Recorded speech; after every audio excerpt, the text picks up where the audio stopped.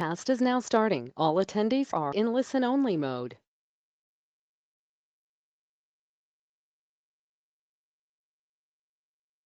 Morning, everyone. Thank you for joining. We are just allowing a few attendees to filter in, so we'll just give a few moments to allow for that. Thank you.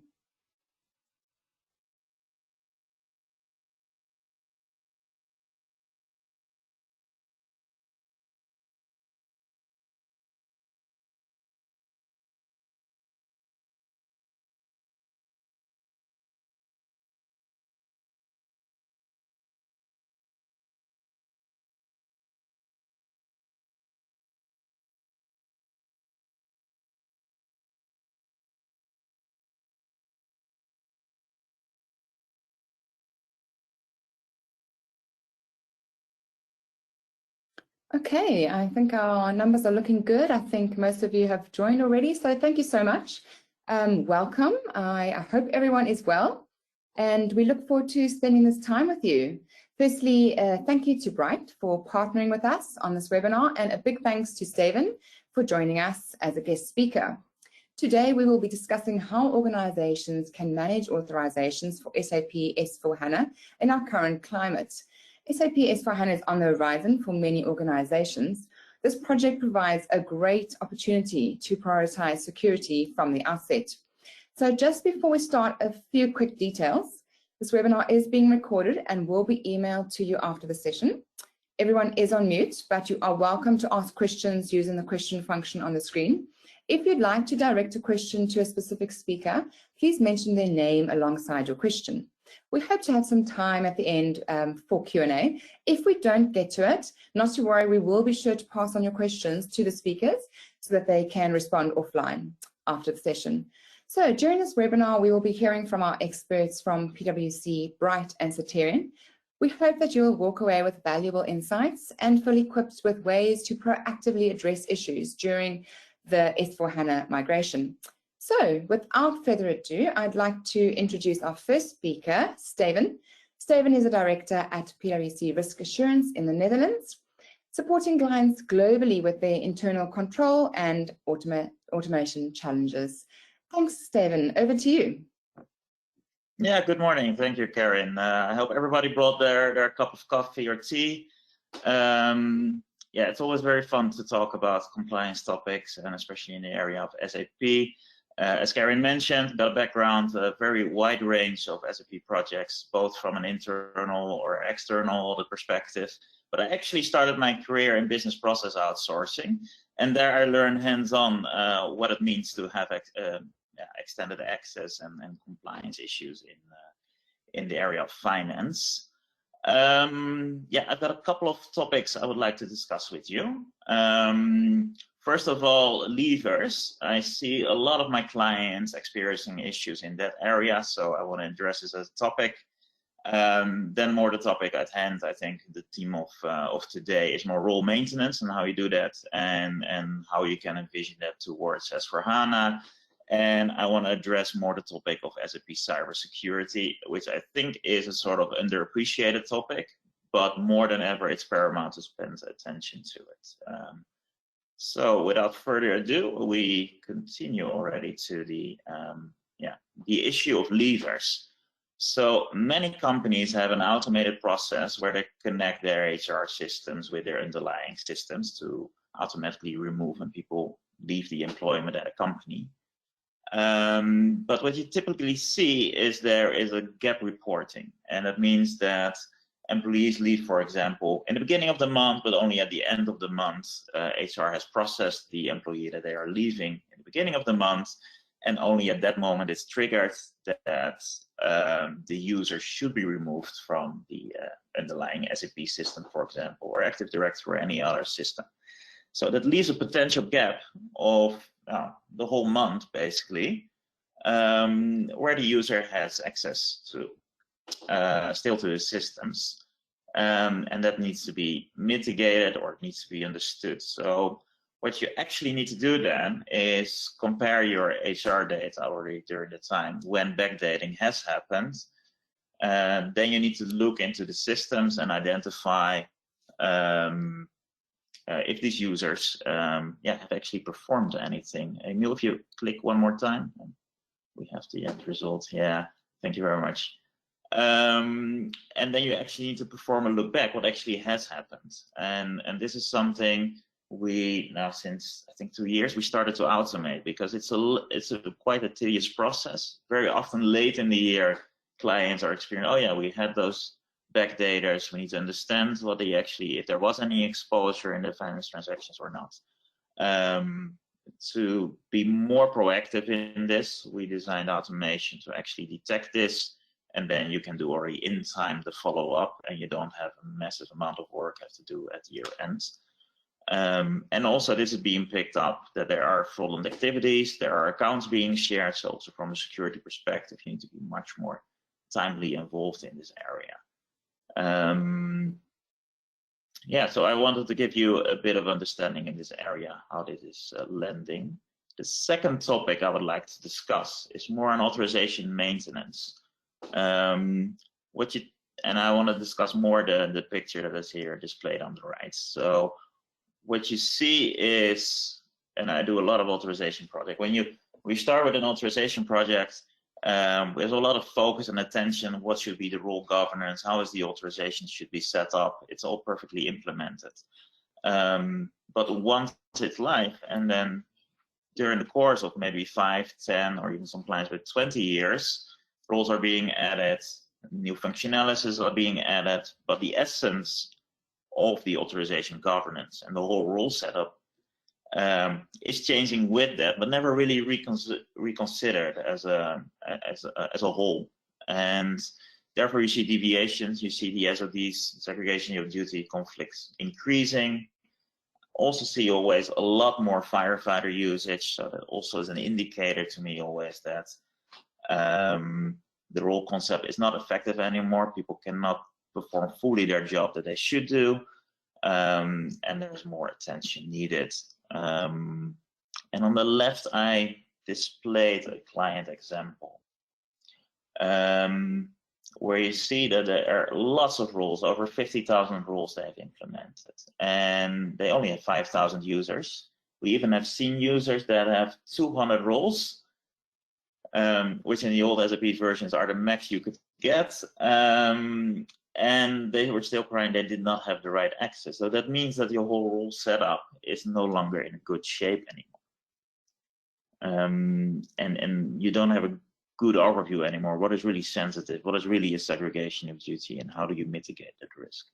Project like this, what we do as an approach, we first go back to the drawing board. What is the risk? Look at the business process setup and actually come back with a new segregation of the duties rule set, what is really sensitive access, and from there build up what we call, for example, team templates, more your role-based access concepts. From there, perform cleanup. What you also see, there's a lot of Soterions called it, of course, superfluous access, where there are a lot of single rules assigned that are actually not being used, which you can just clean up. And doing that maintenance continuously, I think, is very important to get that authorization governance continuously in a good shape and stay more on the left upper side of the graph than moving slowly and gradually to the right bottom side. So I think, these are a bit of the approach and challenges. Looking ahead to S4, this is something you can already start working on without actually already having an S4 system. I think it's important to have already continuously a good and on-par shape of your authorization concepts. The topic of cybersecurity, and I think this is a very underappreciated topic in the SAP landscape, and it's extremely paramount, I think. If you see the volume of issues SAP is reporting in vulnerabilities, if you see the volume of components that you actually use as an SAP user, where the basis team is not always involved in, or the authorizations team is not always involved in, it should get a lot more attention. And I think since 7 or 8 years, we perform quite frequently a lot of pen tests, and there's always results coming out that some components are missed, that some patches are missing. And with S4 coming up, it deserves that you have another look at your whole security landscape and your security architecture. I want to name out a couple of items where you should think of, for example. So we have discussed already before, you've got your role concept because there are new business processes, and as we all know, probably there are certain tables already going to be combined. There will be new reports, but there's also a whole new way of working. If you look at, for example, the application server on your HANA database as a topic, you will have a lot more web-based interfaces. We're going to use more Fiori. And some of you might have Fiori already, but now you're going to use it for all your business processes. That means that you have security considerations on Fiori that you use through the apps, the front end, but also the back end, and the gateway will be differently used. With a new S4 landscape, you will introduce new cloud environments, new cloud solutions.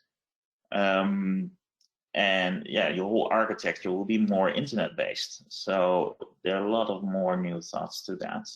And I think lastly, there will also be more third-party access, and how you're going to manage that. SAP has also introduced new components for that.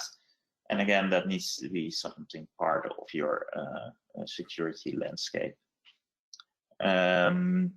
We actually build a framework for this as well. Emil, if you could flip, I think, 2 slides, because the next one I already discussed. Could you flip one more? Thanks. And I believe we will share the slides, but I also have a lot of more detailed slides, by the way. So if you want to receive those, send me an invite through LinkedIn or something, and I will reach out to you.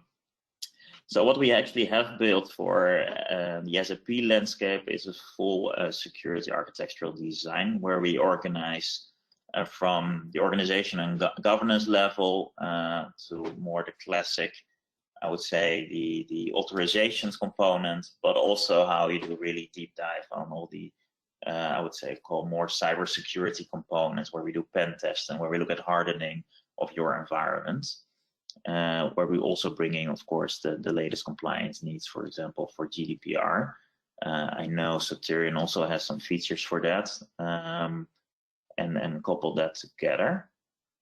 Emil, move to the last slide.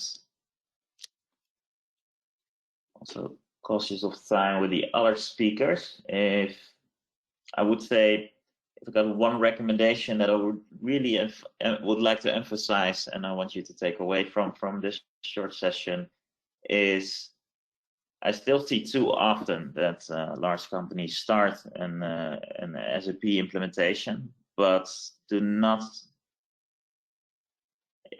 emphasize the access and control work stream in their programs. So and what you see then is that in hindsight, when often the auditors come in or internal audit comes in and they do an assessment, there's still a lot of things need to be changed, controls need to be implemented, segregation of duties need to be reinvested, and that is a lot of work in hindsight.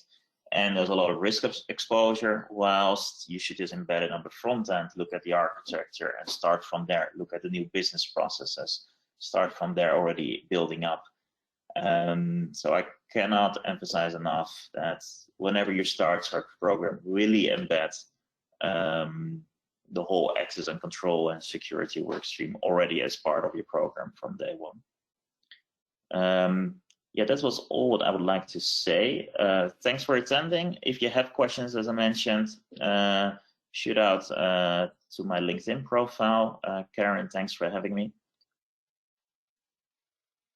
Back to you. Thanks. Thank you. Thank you so much. Yeah, thank you very much for the advice and insights. Much appreciated. I'd like to introduce our second speaker, Meindert, and just as he gets set up with his presentation, I'll give a little bit of background. Meindert is responsible for the continuous monitoring and SAP propositions at Bright in the Netherlands. He gained his hands-on experience from his 15-year tenure at KPMG as an IT advisor and IT auditor. Meindert will share his vision on how organizations can minimize their SAP security risks and save costs through an SAP authorization service concept. So Meindert, if you are ready, over to you. Thank you. Thanks, Karen. Hi, everyone. Thanks for attending. Very well welcome to the second part of this webinar, in which I want to share the Bright product on the SAP Security and GRC as a Service. We are very proud to be part of this webinar because Bright strongly believes that our clients will embrace GRC technology in the upcoming years. And Soterion is definitely one of the important technology in that respect. I'm Meindert Keuning, and I'm responsible for the automated compliance unit within Bright, and responsible for all propositions related to the automation of assurance within the third, second, and the first line, but also in the business technology. For the next 15 minutes, I want to share with you some of the following topics. First of all, I want to introduce you Bright. Secondly, I want to share with you the reasons why we have developed this proposition. And after that, I will give you insight and let you think on how you can make your business case as part of and to calculate your OpEx. Subsequently, I'll tell you more on how our service could look like, and last, what Bright could deliver to you.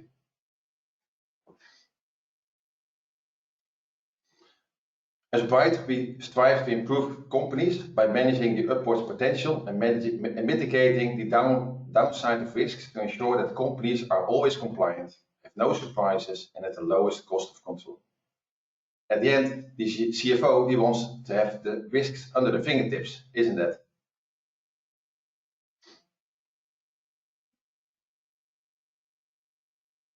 How are we delivering those propositions? Oh, sorry.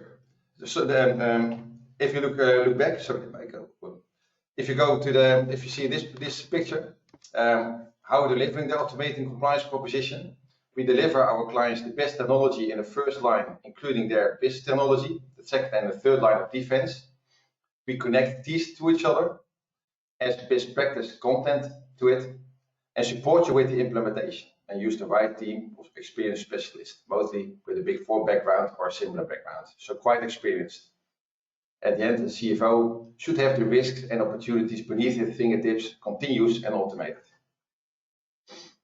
As part of the automated compliance proposition for business technology, and especially for SAP, we have SAP Security and Controls proposition, in which we support our clients in managing the risks in terms of web coding, automated testing, master data migration, and SAP Security. The technology we implement are teammates within the audit departments and the compliance functions. We implement Authorization as the competitor of SAP GRC to automate business controls in the first line. And Soterion is definitely our strategic vendor for delivering technology of all our SAP customers to automate and improve security risk within SAP.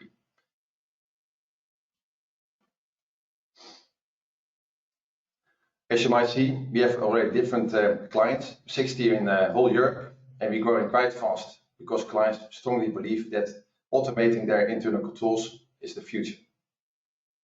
But why do you want the partners to support you in SAP Security and GRC managed services?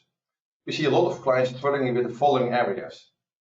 With a reference to the presentation of Stephen, the quality of the authorization concept is lacking all the time. Roles are not updated, role assignments are not deleted, leaves are still in the system, and users have access to critical transactions, resulting in SODs and high-risk findings during your audits.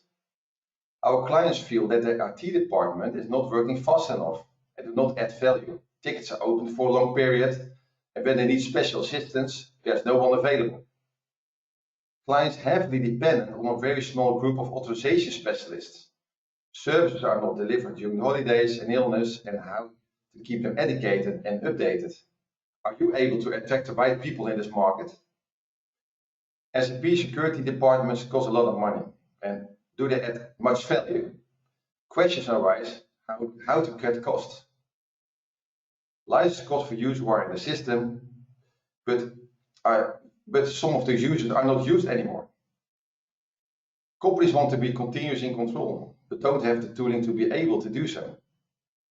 At the end, businesses want to have a secure environment, an agile department which can respond to changing technology, business needs, and want to have periodic insights in the performance and risks.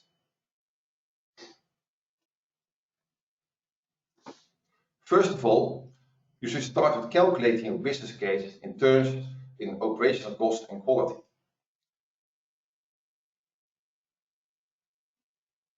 When you think about SAP GRC Authorization as a service model, you should first calculate your cost and subsequently think about your quality. We should always start with our clients to calculate the actual costs. And in this example, we have taken a Dutch example. The actual costs are much higher than only the gross salary of the employees. To explain this in this example, first determine the amount of people working here on authorization maintenance. There's not only the first line of support, but all people involved in the process. Secondly, determine the cost price, the salary, bonus, secondary benefits, but also add a multiplier of your social security to it. Many of my clients have external hires. How much do they cost? And at the end, you must also include your overhead costs. In the Netherlands, on average, 12K per year. And do not forget the cost of training. And finally, determine the cost of the current technology you use for SAP GRC. But the cost is not the only one. Also determine the quality of satisfaction. Do you have insight into your current quality issues, unsolved late tickets, SODs, audit findings? This amount is your total business case. I'm happy to discuss with you to determine what you could save on your OPEX and what quality issues are you facing. How does a GRC service look like? Of course, each customer is different. For each of our customers, we started to determine the client needs and set up a client-specific package which varies between the first, second, and third line tickets. Our services include periodic reporting about delivered services. We integrate, when required, the ticket system of our clients in our service model. While it's flexible to that extent, we offer a fixed price, and due to our offshoring capabilities, we can offer you a competitive price and can work during the CET time zones. And next to the regular run activities, we can also support you in one-off activities like authorization redesigns, license scans, and audits. Now, why should you work with Bright? Certainly, we can decrease your OPEX and non-added value activities, whilst you can focus on value-adding activities. We offer you a fixed competitive price without any surprises, and we use state-of-the-art technology like Soterion. Offshore capabilities work in CET time zone, so they're always available during working hours and can, of course, be extended. As a manager of authorization support, you can focus on your added value activities instead of managing your teams and solving issues. And Bright enables you to scale up when required, delivers quality, and is transparent about our delivered services.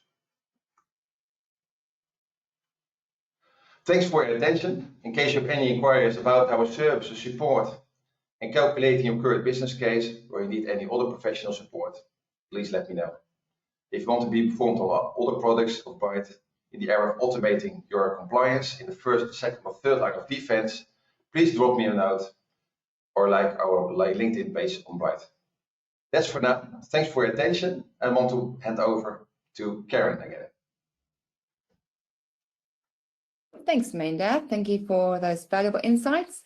So last but not least, Emil Steen will be our final speaker, and he will just get his technology set up, and I'll introduce him. Emil is the Business Unit Director at Soterion Benelux and an SAP security specialist with experience in retailing, manufacturing, agriculture, mining, and healthcare. He will explain how Soterion's business-friendly solutions can help companies remove these challenges referred to in the webinar and proactively address current issues during the S4HANA migration. So Emil, if you are ready, over to you. Thank you very much. Yeah, thank you very much, Karen. So I'm also going to touch on a couple of slides just before I move on to a software demo. I think it is important for us to just emphasize a couple of items. So just before we get there, so I'm Emil Steen, been with Soterion now for about 8.5 years, and as Karen mentioned, so currently responsible for Soterion within Europe, and just prior to that being SAP security specialist. So I think a couple of items that we want to discuss is, and what we find is very important for a lot of companies, either during the process of moving to S4, or even for those companies that have already moved there, and even for those companies that might think to remain on an ECC environment, for instance. So a couple of items that typical companies want to achieve with their SAP authorizations and GRC as a whole. So securing the SAP solution. So I think both Meindert and Steven already alluded to that. Having a secure SAP solution becomes very important if you have repeated audit findings and more pressure from your internal and external auditors. Is how do you to solve those issues, making sure that people has the correct access within your system. So I think that is an important item that a lot of companies want to address.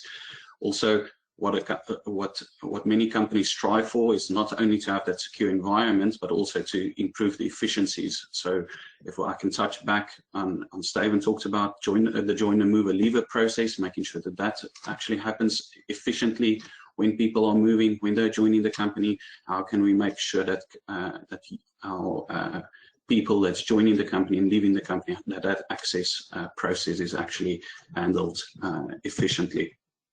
So complying with regulations, that's another one that has become a lot more topical in recent years. So there's quite a number of privacy regulations out there, so not only within Europe but also other parts of the world. So for GDPR, for instance, you want to first of all have visibility over who's got access to the personal information, and then also be able to manage that effectively through access. So another item that can come in here is talking a bit about user access reviews. So where companies need to be SOX or JSOX compliant, they need to go through that process of frequently reviewing user access, making sure that it's still applicable. So as we all know, there's the reality of authorization creep that comes in. So as a user joins a company, he will inherit more and more access over time, and that process then to review access becomes more important to make sure that access is still aligned to what that user should actually have in the system. So another one, standardization, which is important as well, and that is typically goes hand in hand with the improving of the efficiencies. So companies want to standardize access. I want my accountants to all be doing exactly the same thing in the SAP system.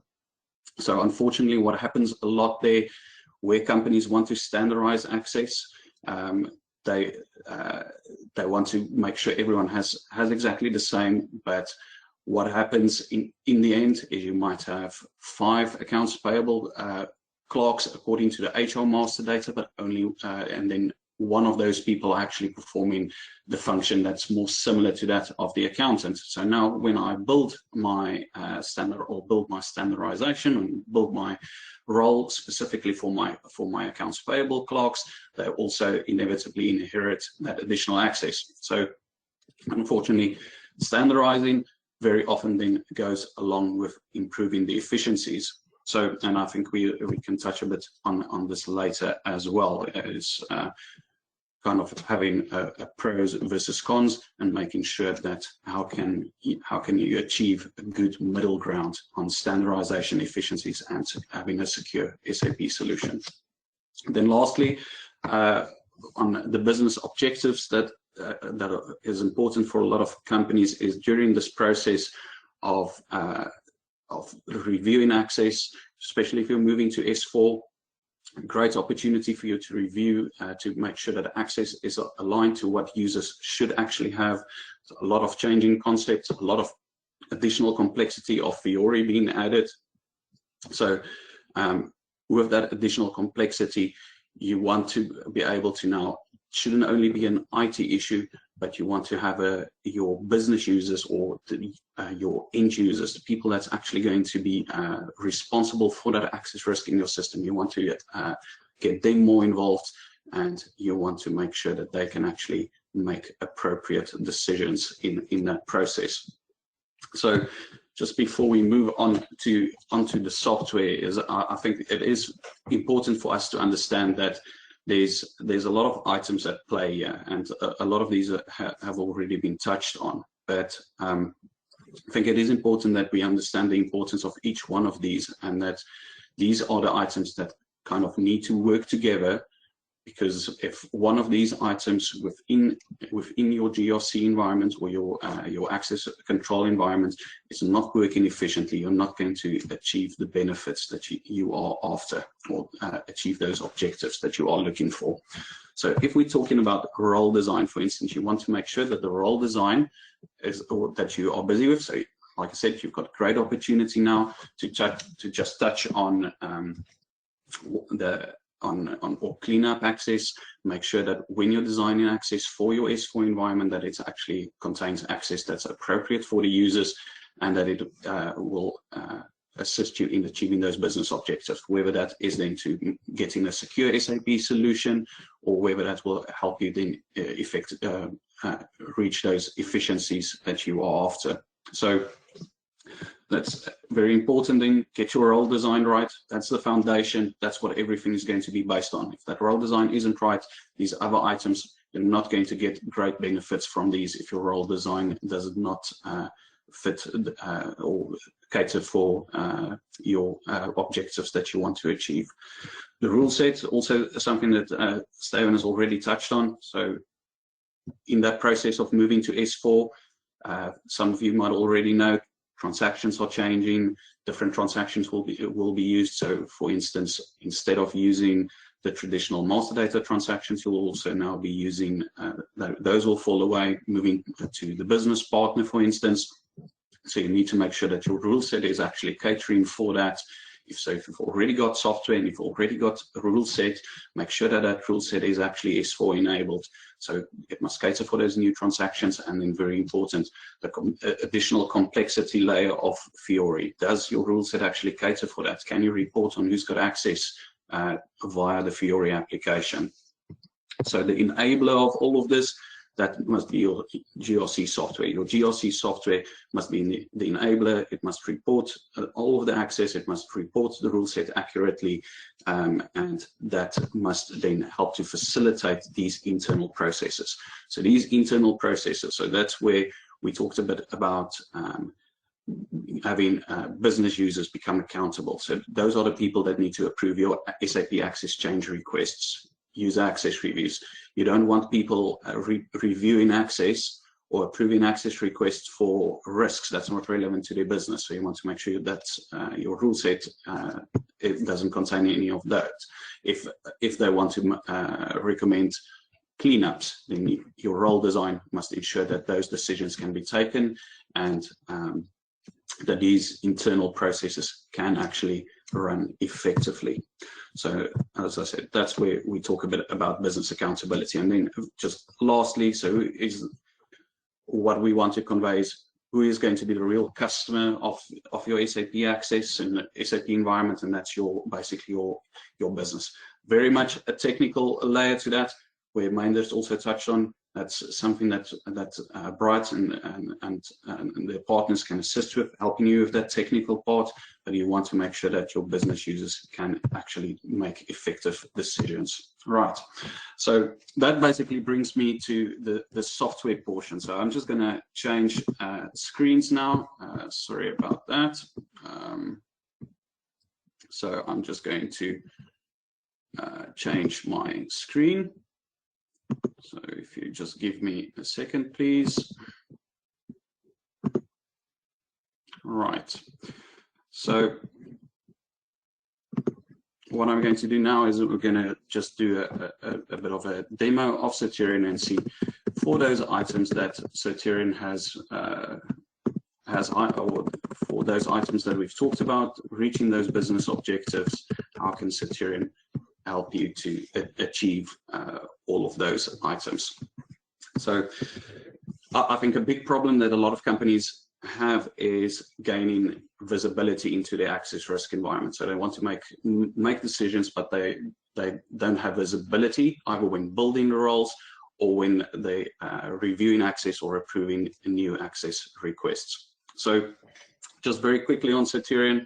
So we've got more than 100 customers globally that uses Soterion for their day-to-day business, user access requests, etc. Soterion helping them with the provisioning of that access, etc. But because we are a non-ABAP based solution, it also means that we are very easy to implement, and it also means that we are then very attractive to internal and external audit firms, where they use our solution also for those types of activities. Now, that functionality then becomes very useful for our customers, because we can easily implement it. We can implement it to help give them the visibility to actually have insight when they're building their roles for S4, having quick results and continuously monitoring that process, making sure the roles that we are building actually remains clean. So for the purpose of this, we're going to talk a bit more about access risk in general, and assuming that you've already implemented or looking at an environment where you're already running your SAP environment for day-to-day activities. So, like I mentioned, very important for you to identify who's got access and who's got the access risk. So this includes then segregation of duty risks, critical transaction risks, privacy risks, etc. So when you now want to make sure that people has the correct access, it's very important then to also understand who's got access that they are not using. So Soterion can identify that for you, and then also recommend the cleanup. These activities can be highlighted to you, and that you can actually make sure you clean up your environment, that access is aligned to what people should actually be doing in the system. And that is then obviously, first of all, to prevent fraud, and it will also help you with your efficiencies when you need to perform certain compliance activities like the user access review.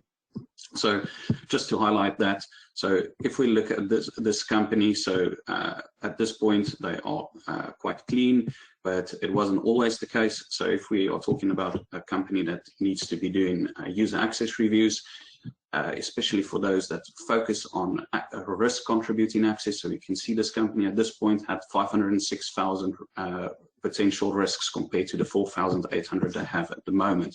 So if they were to do a user access review at this point, it would be vastly more effort compared to what they need to do currently, because they've gone through this process of cleaning up the access and aligning it to what people are actually doing.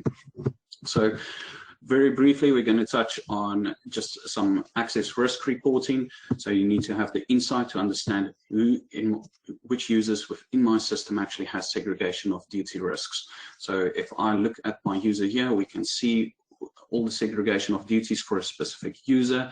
And what we can see is, we can see that this user has the ability to release an order and initiate a payment. So we can see which functions those are that are actually in conflict. So giving you that visibility, we can see the roles that's providing the users with these underlying transactions. And then also very important information in this process is to then understand, is the user actually using these transactions that's assigned?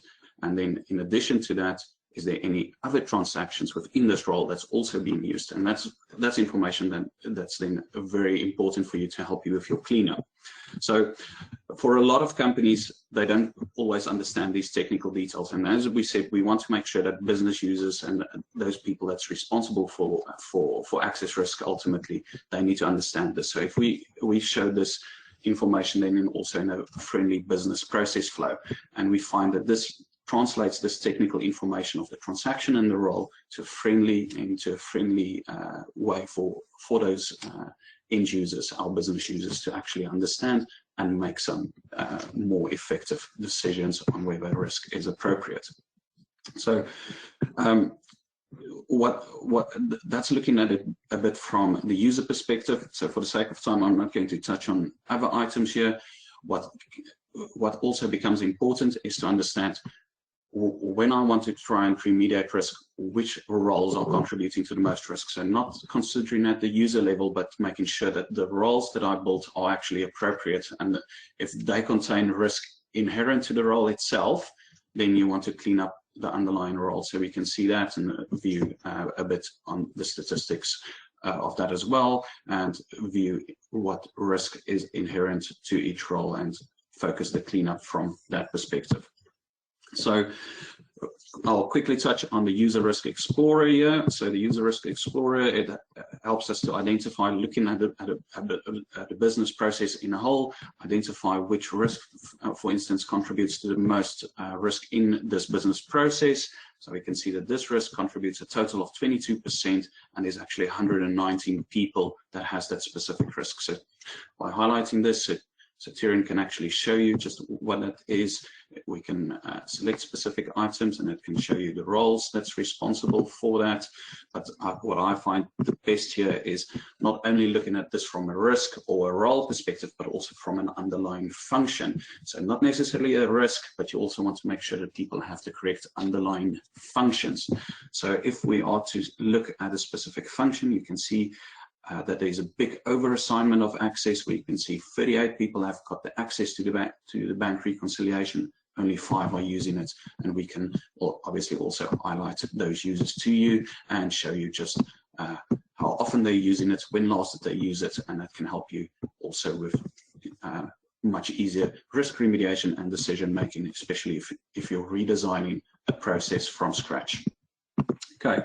What I'm going to do now is I'm just going to touch on, maybe after identifying that risk, you can also go to the get clean, understand how can I clean up my environment. I'm not going to touch on that now for the sake of time.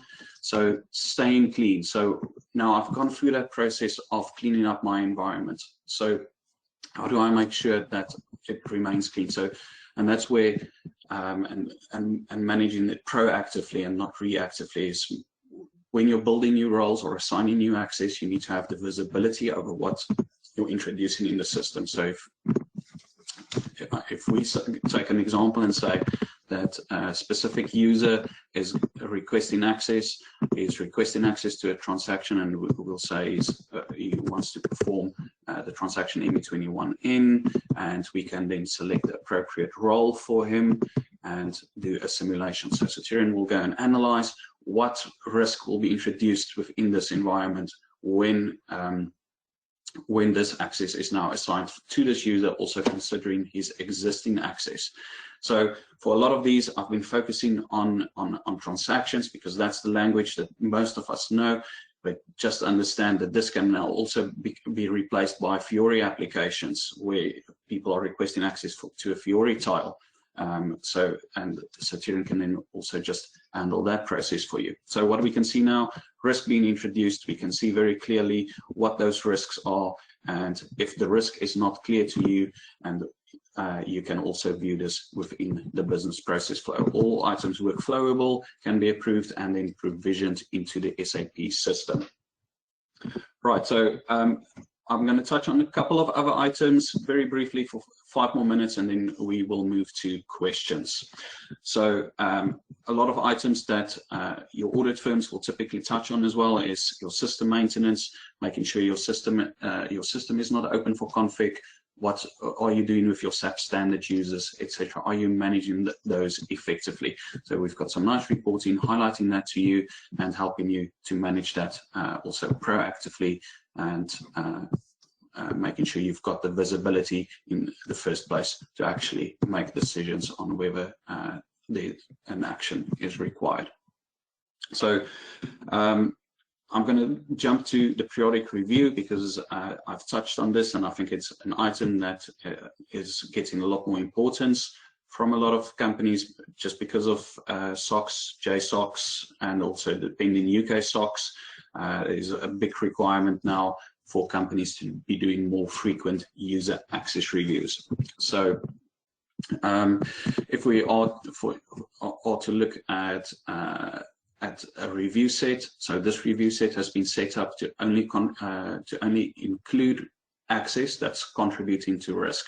So for this example, I would assume I'm going to be I'm going to assume the position of Mr. Anthony Walker, and I'm going to review all the users that reports to me and I need to now make a decision on whether this access is still appropriate for them. So a lot of companies have been doing this type of thing in Excel for ages, and they will look at the username and they'll look at a role and make a decision on whether that role is actually required. So what we try and do is we try to simplify this, make it easier for you to make a decision, or for those line managers to make a decision. So we tell you just how many transactions are in this role, and very important, is it being used? So if it's not being used, it means it has become superfluous and can potentially be removed. So that is then also highlighted to you. Now, we will highlight to you what are the transactions within this role that then is actually causing the risk. So we can see very clearly what risk will be introduced when because of this role, or what access risk has been introduced because of this role. If you're doing frequent reviews, Soterion will also highlight to you what's the decision you took last time in the previous review set. So making it very clear to you what was the previous decision, and that will also help you to make a decision going forward. Now, for a lot of companies, this is still too technical, and not all users understand the technical language of a role and the transaction. So we also bring in the business process flow here to help you filter the data. So what we find is that that this helps our business users quite a bit to make sense of the underlying technical data. So these items highlighted in red, those are the items that can be performed by these users reporting to me as Mr. Walker. So I can say, well, show me all the users that can do vendor invoice processing. That will filter the data below, and you can see the roles immediately that provides them with that ability. Or you can say, well, I wasn't expecting any users to be able to do vendor master maintenance, and that will filter the grid for you, and you can make decisions on whether these users should actually have that access. So that was very briefly on that. And what I'll just also mention, because it's topical for the efficiencies we touched on, so please consider, if you've got a large landscape, consider the business role. So you're moving to S4, you maybe have a standalone Fiori environment, you've now got your S4, Fiori, BW, EWM, whatever the case, consider the business role. So the business role is a container of access similar to a composite role, but that business role lives within Soterion. So the benefits of the business role is it can contain access from many different systems. So like I mentioned, it can contain then access for all of those different systems. So if I look at a specific one, let's just look at this one real quick. So these roles that's contained within this can be from many different systems, and when you then request access, Soterion can provision that to all of the different systems. And as we mentioned, talking about that standardization, so using this to standardize this then gives you the ability to actually do some valuable just role mapping exercise and role mining exercises to understand, I'm building this business role for my accounts payable clerks. So what access does this actually contain? So I can get an understanding of what access by business process does this contain. And if it's not clear, I want to see, well, I've got a role here that's giving me manual checks. What are those roles? And what I can also then see is just how many times has this actually been used. And then as we saw this view before, we can also see that there's specific roles within this business role that's actually not utilized. So that gives me a very clear indication of actually what of the access within this environment or within this business role is maybe not appropriate for the larger audience. All right, so I'm going to stop there, and then I'll also just stop to share my screen, and then we'll move to questions. Thanks, Emil. Thanks for that. I have no idea how you typed in your password there while you were still speaking. Well done. Serious skill. Yeah, I actually don't see any questions, so I think that concludes our session. So good news for all, a few more minutes back into your day. Yeah, we just wanted to say a massive thank you for joining us. Also, a really big thank you to Emil, Meindert, and Steven for presenting for us today. And please do feel free to connect with us on LinkedIn. We really would like to keep in touch so that you can see if we have any future events that you can join if you're interested. So thank you very much and enjoy the rest of your day. Bye-bye.